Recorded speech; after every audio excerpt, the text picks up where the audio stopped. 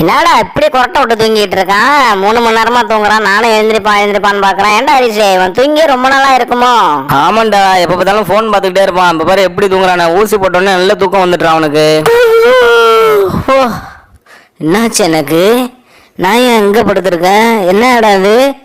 ஐயோ ஏஞ்சிட்டாண்டா பண்டி. டேய், என்னடா அப்படி பண்ணிட்ட? உனக்கு மெமரி லாஸ் ஆகி எல்லாத்தையும் மறந்து போயிட்டடா. என்ன கூட உனக்கு ஞாபகம் இல்ல. ஹரிஷையும் மறந்துட்டே தெரியுமா? இங்க பாரு என்னெல்லாம் வாங்கி வச்சிருக்கேன். இது எதுவுமே உனக்கு ஞாபகம் இல்லடா. மில்க் ஷேக் கொடுக்குறேன், அதுவும் என்னன்னே தெரியலன்னு சொல்றேன். என்னடா இப்ப எப்படா இருக்கு பண்டி?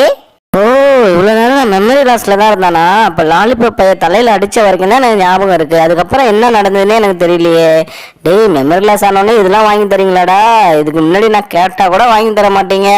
சரி சரி, அப்படியே மெமரி லாஸ் ஆகவே கொஞ்ச நேரம் கண்டினியூ பண்ணுவோம். இவனும் நமக்கு தேவையானதெல்லாம் வாங்கி கொடுப்பானுங்க போல.